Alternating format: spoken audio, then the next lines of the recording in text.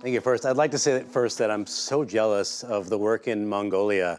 When I started archaeology, my goal, literally my goal, is when I started thinking about archaeology and anthropology, my goal was to visit all and work in all the M countries because I thought they were the most interesting: Madagascar, Mongolia, Mexico, et cetera, et cetera. Give it some thought. That's a real thing, I think. So the title of I'll introduce myself in a second, but the title of my talk starts with wake and bake. Some of you might have some preconceived notions of what that might mean. But really what that's about is that we build, my team and I at the Pacific Earth and Architecture Research Lab, which for short is the PEARL, we build these tiny ovens, and this is a standard size garden cart. So these ovens are about 50 centimeters high, something like that, about 50 centimeters wide at their base. But they're mini ovens. The real ovens are about as tall as I am. The ones we're replicating, about as tall as I am. You could see a full size, that's probably a 4'8" or something, maybe 4'5" or something shovel. They're about as tall as me. Some are a little bit taller depending on how big the base is. We build these kind of mini or micro ovens, and that's a lot of work. The hardest work is actually the baking, right? We don't cook anything in these ovens. We just use them to sort of test some ideas that we have, right? This is sort of experimental archaeology and scientific testing. So the wake and bake piece is that we spent a year waking and baking, waking and baking, waking and baking over and over and over again. And doubtless there was some other waking and baking going on there with some of the students, but I wouldn't know because I don't ask, and it is legal in California, right? So a little bit about me first, if you don't mind, if you want to know more about me, go to profgonzalez.com. I had intended to put a QR code up there, but I had problems with the presentation, so it didn't work out. But please visit profgonzalez.com. I'm a professor at Cal State East Bay. I'm also a museum director for the C.E. Smith Museum of Anthropology. I'm our former NAGPRA, Cal NAGPRA coordinator and tribal liaison, and that's just changed only in the last year or so. More importantly than all that, those are the positions that I currently hold in honorifics, but is that I'm a formerly incarcerated high school dropout. Surprise. Surprise. I grew up in the hood, and that's actually really important to the work that I do and my take on archaeology and how we do archaeology. My background is that I'm of Indigenous and Afro-Latinx heritage. Part of my family is from the Caribbean, and the other part is Taino and Pehuenche, which are not tribes in the United States, in case you're wondering if that's the case. So when I became interested in archaeology, I got into archaeology. I did my bachelor's and my first master's both in history. Didn't really understand archaeology. By the time I got into it, I was in grad school, and I was horrified in terms of methods, in terms of implications, in terms of repercussions, because my family, my ancestry, we take material objects, we understand them in a very different way than archaeologists tend to understand them. So I had to find some in between because there's a magic in objects, right? That's why we're all here. I imagine we've got to find some ethical sort of in between. So I call myself a recovering archaeologist. These days, I am still a scientist. I do scientific work, but I work with more Indigenous and Latinx populations these days than most archaeologists that I know. And the work that I do increasingly is experimental, right? It's less excavation, although I have an NSF-funded excavation project in New Mexico that's been running for the past several years. So I do excavate, just not as much as I used to. And I do a ton of what we call ethnographic work, but really I just call it talking to my friends about cool archaeology stuff, right? Talk to my Indigenous and Latinx friends in New Mexico, California, and in South Florida, but not in relation to this. I've worked with tribes across the country over the last 17 years, tribes and Latinx populations in the very same places. In South Florida, I work with the Seminole tribe of Florida. In the Southwest, I work with about 5 different tribes, a couple of those very, very closely, in particular on this project and others. And with 4, I guess now 5 groups, because one's splitting, 5 groups, Ohlone groups in the Bay Area in California. All of those relationships are infinitely complex, incredibly political, and they tie into this research pretty closely, believe it or not. You can't just replicate a colonial era oven that was used by Indigenous and Latinx folks and Indigenous heritage Latinx folks without some politics coming in. So that's my kind of introduction. What you see in the picture there is one of my students who's she's trucking around these tiny little micro bricks that we make. Are there Daisos out here? Do you know Daiso? My students call it the Japanese dollar store, right? At Daiso, there's these little half sandwich boxes, for lack of a better term. They come with lids. We toss the lids. We can't figure out anything else to do with them. But we keep the base, and we use those as molds for making these very, very tiny bricks. It's really fascinating about these molds is that they're much more forgiving than real life molds. Real life molds look like wooden ladders. They don't have bottoms, right? So if you put too much water in, it just sinks out, right? But when you use our little molds that do have bottoms, they don't. Students screw up my bricks all the time, but it doesn't matter, right? Once they dry, I can add a little bit more mud if they didn't add quite enough sort of dirt. So that's what she's trucking around here. And these are the end product, as I mentioned earlier. Inside them, and I'll talk about this a little bit more later, they have camp stoves. I don't know if you, for those of you who've gone backpacking, you know, those really ultralight camp stoves. We embed them in the mud, and we pop out their little tubes here, their connector tubes, and put little propane tanks at the base. And that's how we run it. That makes for reliable heat, as opposed to throwing in wood fuel, which is the traditional approach, but we can't do that. It's issues of time and reliability. We can't get good numbers. I have a, yeah, I don't need to be attached to that computer. Okay, let's see if this works. Perfect. So this is an overview of what I'm going to talk about today. Don't be afraid. It's just about 2 minutes or something per topic. So these are called hornos. These ovens are called hornos. And among the tribal populations and Latinx populations that I've worked with, they're universally referred to with the Spanish term horno. So I honor that and keep going with it. I call this co-opted indigenous technology.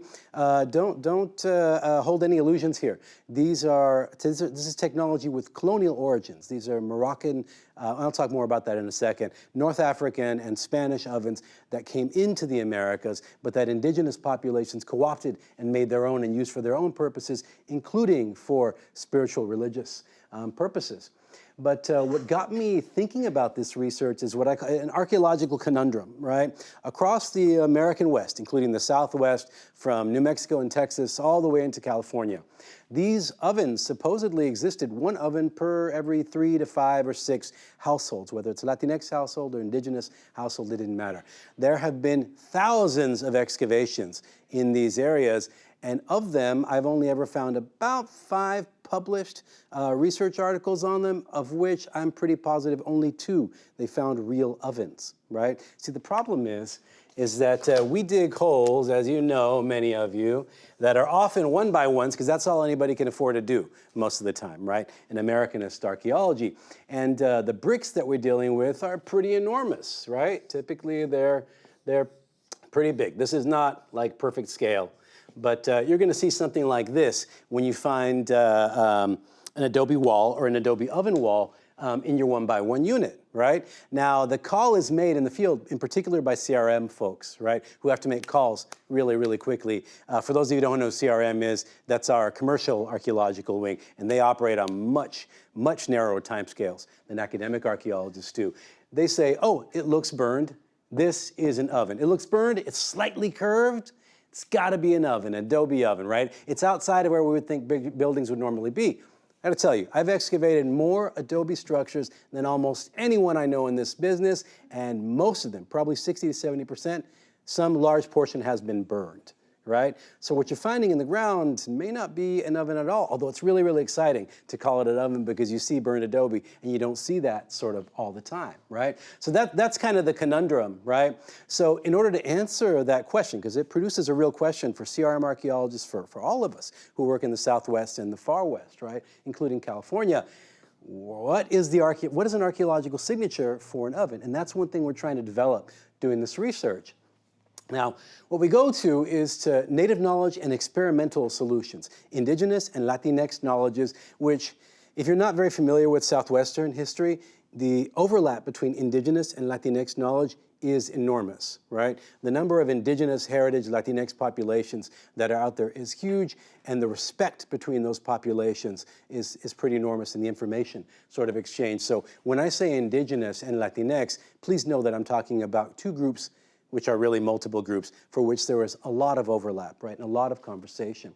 We'll talk about building these ovens and the communities that form from them, in particular student communities, which wasn't a thing that I was interested in looking at first, but it became, for those of your faculty in here, in terms of high impact practices, this is the ultimate high impact practice. Students just congeal around this. They eat this up. Everybody loves playing with mud, right? And so it brings students together in an important way and really adds up to student success in the end. So building these ovens, building these communities, and building knowledge, scientific knowledge in the process. And then finally, we've built a blueprint for what I call a blueprint for student success, meaning that we're going to take this show on the road. I'm not territorial with this research at all. Anyone can make these ovens. Anyone in the Southwest or Far West. We have the right kind of dirt for it, right? I'd like to farm this out from a citizen science perspective, right? Out to community colleges, out to high schools, out to 4th grade in California to replace that dumbass mission project that people are still doing, right? So we're in conversation with a number of teachers to do this in the Bay Area and with our teacher education department at my university, right? So like I said before, make no mistake, these are colonial era ovens, but to the people that you see who are using these ovens, that doesn't matter, right? It's their damn ovens, right? It's their ovens, it's their empowering moment in building these structures, right? And they're used not only for what we'd call secular purposes, right? You can argue that in the Southwest, among many of the Puebloan groups, there is no secular. There is no secular. The secular doesn't really exist, right? There is a power here that draws in earth, sky, water, and fire all in the same place, right? And the conversations I've had between Indigenous and Indigenous heritage, Latinx folks out here, have been really powerful for me. These are the two, is this a laser? Great. These are the two areas that I've been working in this research, Northern California and New Mexico, where I've had very, very different results in terms of talking to people, and I'll explain that sort of in a minute. But its background, technically speaking, the technological background, Spanish colonial, Indigenous, and African, because there are Indigenous cooking technologies, many, across the United States, across the Americas, that engage earth and fire in the same place, right, in really, really similar ways. So, when the Spanish bring this technology over, this isn't totally unfamiliar to the Indigenous groups that they encounter, right?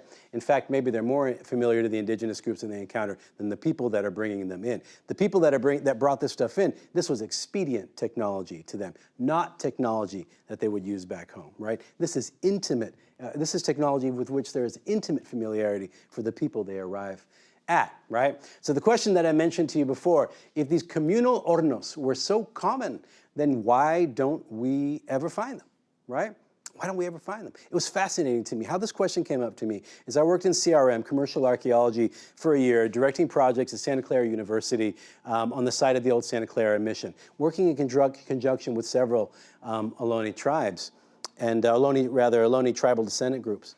And what we found, one day someone found, I won't mention who, on the team, a burnt area of earth that was relatively circular. No bricks that we could tell. There's no outline of bricks or anything like that, but a burnt area of earth that was relatively circular, and we excavated into it. It appeared to have a semi-spherical shape to it, right? But otherwise it looked just like the dirt sort of around it.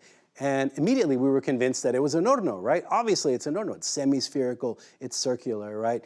Knowing what I know now and looking back, I don't think that's the case at all. It was fire-impacted earth, but it wasn't an horno, right? But we reported it, which is why I'm not naming the company or the people involved. We reported it as very likely an horno, right? Very likely one of these mud brick sort of ovens. But again, knowing what I know now, I don't think so. So this is where the quest started for an archaeological signature, right? And if there is a traditional technological code to crack out there, there is a very old white archaeologist ready to do it, right? Typically, and usually ready not to talk to any Indigenous or Latinx folks about it at all. Just sort of gather the materials and get going, right? And you think about it, in experimental archaeology, I don't know how many of you have been exposed to experimental archaeology before, but there's an enormous literature. There are many of us out here, and for many folks who are not experimental archaeologists by trade, it's a kind of side project, their sort of side gig that they do, right? Making stone tools and things like that. In many of those circles, it's considered you're bringing in a bias. You're introducing a bias in the research if you talk to the people who use these technologies today in anything other than a cursory sort of way, right? We avoid that approach altogether and dive full in working with the populations that By the time I'd gotten to this research, I'd been working in New Mexico and working closely with tribes as a liaison and in various other modes for about 14 years by the time I got started into this research. So it's just, like I said, it's just hanging with my homies, and just having a conversation about cooking, What's really interesting here, though, is that they don't use these all the time now, right? They use them for particular purposes, sometimes for spiritual religious purposes, but not very often because, contemporary ovens are a lot easier. Microwaves are really easy, right? Like, this takes a lot of work to get going, throwing the fuel in, and I'll go over with you in a second how these ovens work sort of exactly. What I want you to think of, though, because part of the point of this conversation, as far as the archaeological question is concerned, is what do they value, right? What is it that they value about an oven most? Because we're trying to get at construction here, at baking science on the construction side. So I'll throw the question out to y'all. Any guesses on what, if you were to bake in one of these ovens, what would be valuable to you? What would be the most important part of your working oven? What's that? Eating? The feeding the community? Of course. Yes, certainly. But I know you're absolutely right. I was thinking more of like what's going on inside the oven. Right? In relation to the construction of the oven. Yeah? How fast you can get it up to temperature and hold the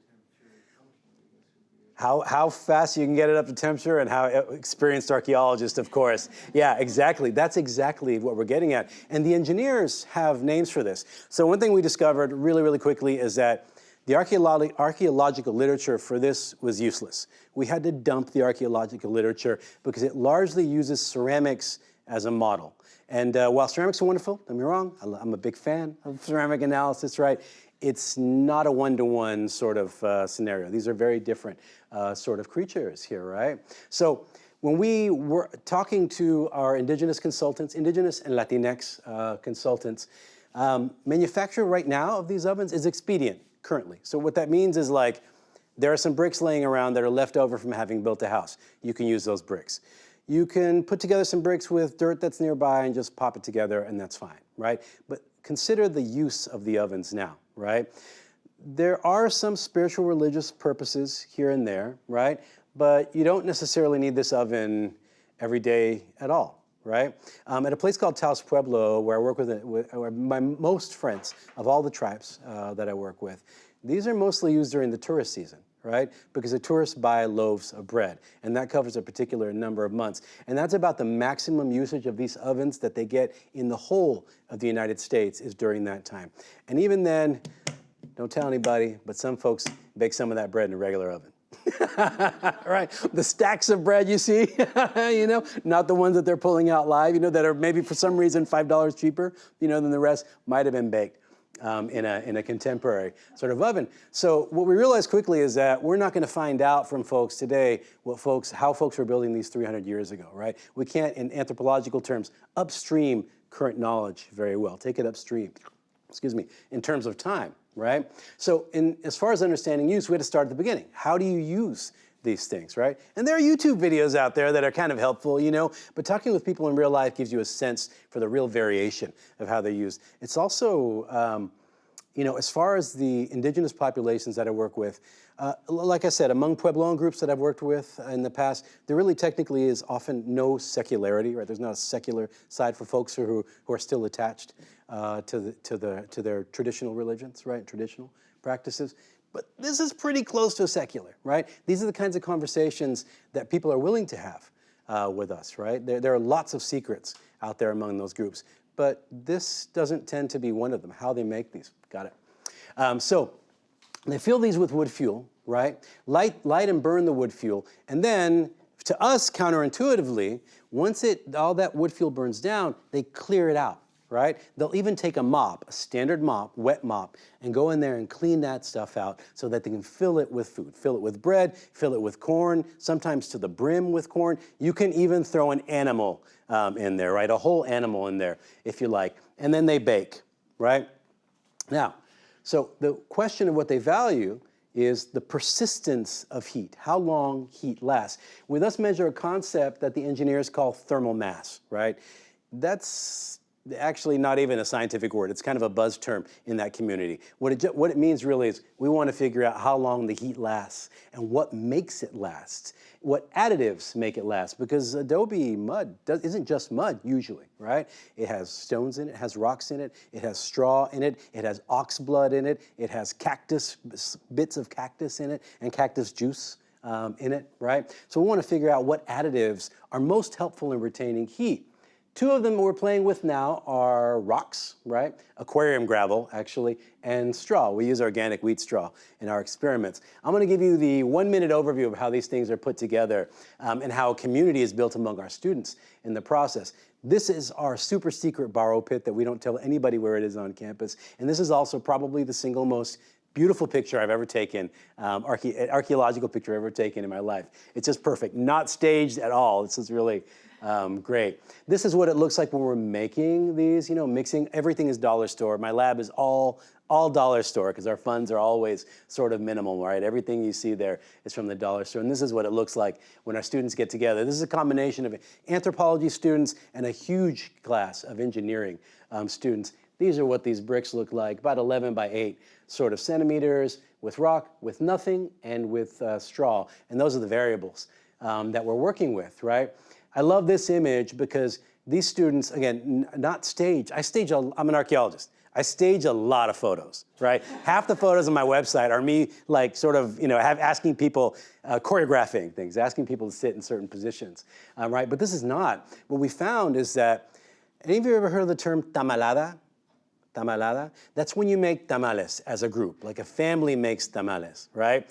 Multiple of my Mexican descendant or Chicanx students compared it to a tamalada, because when there's a tamalada going, it's not such hard work that you can't talk, right? And when you talk, it's chisme or gossip, spilling the tea, right? So you can see that this builds communities, brings people together, as it does in the Southwest.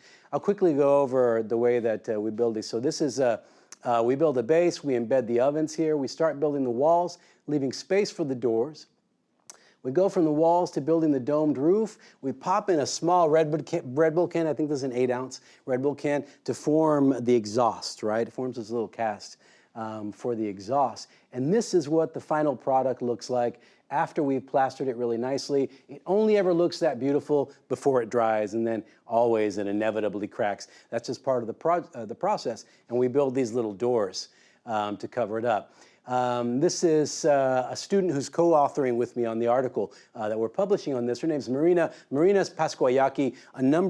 Many of our students involved in this project are Indigenous. Many of them are Latinx students. We have a mixed group of 6 student co-authors along with me on the current publication that should be out by December. She is awake for the bake. And this, I won't bore you too much with the data. Ultimately, this line here, this is the winner, right? Gravel embedded in the adobe ovens outperforms straw, which surprised everyone, including the physicist that's connected to this project. His words are, that should not happen, right? So ultimately, that means we need more tests, and we're gonna make smaller ovens because it's a lot faster to make tiny little ovens about this size. They're very, very cute. We've already started making them in the lab. Now, we're distributing the experimentation, as I mentioned earlier. We're providing in this article that, again, should be out December or maybe in the spring. We're providing a full-on blueprint for anyone who wants to recreate these. And in the Bay Area, we're offering our materials, including the dirt from our borrow pit, our super secret borrow pit, all of our aquarium, gravel, et cetera, et cetera, et cetera, even full bricks if folks want. And if you ever wanted to do it here, you know what? I would bring a group of students here with all of our materials, all of our dirt, and even bricks in advance. I would love, love, love to do that because we need people to test other variables. So other college, K-12 teachers and community organizations. We're currently working with the teacher ed department at our university and training new teachers to do this so that they can bring it into their classrooms and draw Indigenous and Latinx students into a process that destigmatizes the technology, the really sophisticated technology of their ancestors, and makes it something other than primitive in their minds. And that is it. That's what I got. I hope I didn't go too far over. Thank you.